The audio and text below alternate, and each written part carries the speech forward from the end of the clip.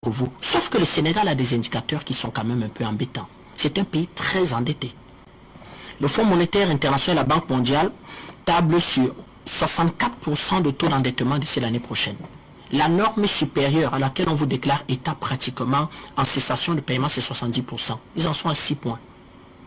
Le Sénégal, c'est 1400 milliards de déficit commercial. Ils ne produisent rien. Ils achètent tout. Le Sénégal, c'est 70% de la population dans l'agriculture qui participe à peine à 17% du produit intérieur brut. Ça veut dire qu'ils en sont encore à l'agriculture avec la machette et la houe. Quand vous prenez ces trois indicateurs-là, c'est un quart de la population qui vit dans la région de Dakar, le Sénégal. Le Sénégal, en gros, c'est 16 millions d'habitants. Donc, un quart de la population, 4,5 millions de personnes sur 0,3% de superficie du territoire. Quand vous prenez ces indicateurs-là, vous vous rendez compte que les différentes politiques néocoloniales amenées par Senghor, Abdou Diouf, Abdoulaye Wade et Macky Sall ont conduit le pays dans une véritable voie sans issue. Donc, à travers ces indicateurs-là sur le plan économique, pour moi, le président sénégalais n'a plus de marge de manœuvre. Parce que qu'est-ce qu'il faut faire? C'est la montée énorme du chômage des jeunes. C'est la montée de la pauvreté. C'est des terroirs qui ne sont pas construits. Parce qu'on peut se donner une espérance au Sénégal, espérer trouver un travail, espérer trouver une compagne, espérer faire de bonnes études, espérer se soigner. Il faut venir dans la région de Dakar. C'est là-bas à la limite où est concentré, entre guillemets, le développement sénégalais. Et les autres, alors, qu'est-ce qu'ils font? Les tensions ont repris en Casamance. L'armée a perdu quelques hommes il y a quelques semaines. La guerre a repris. Vous voyez donc que des présidents véritablement qui ont des politiques, qui ne sont pas des politiques pensées par eux, qui ne sont pas des politiques pour le peuple, conduisent à des situations comme ça, où un incident, entre guillemets même un fait divers, ou bien une trahison politique, ou une politique même de caniveau d'un adversaire, amène la population à se libérer.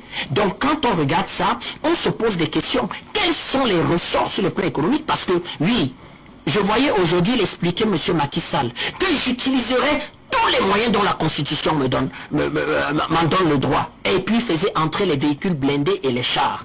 C'est un pays où il y a bulletin unique, où il y a tous les déshydratats, comment je vais dire, de modifications que notre promotion veut. Hein. C'est compris dans le code électoral. Hein. C'est sans plus le meilleur code électoral. Donc, si des gens n'ont pas de projet sérieux, on en arrive là-dessus. Alors, est-ce les politiques aujourd'hui qui sont mises en route au Sénégal qui font problème, ou alors il est purement et simplement question de d'éliminer un adversaire politique?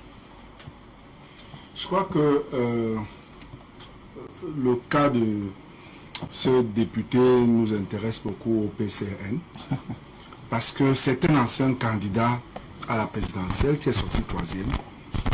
C'est un jeune, c'est un député. Il y a des similitudes avec notre président. Et lorsqu'on voit tout ce qui est mis en œuvre pour lui barrer le chemin de la présidentielle,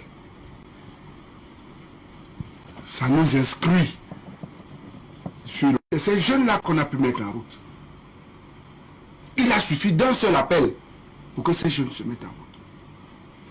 Il a eu 15,67% à la dernière élection, élu par 687 personnes. Mais vous avez vu le nombre de gens qu'il a pu mettre en route.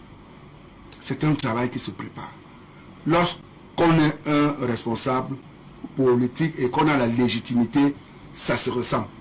Je crois qu'il a tout simplement été sous-estimé par ses adversaires politiques qui en avaient déjà éliminé plusieurs et qui pensaient faire de lui une simple bouchée.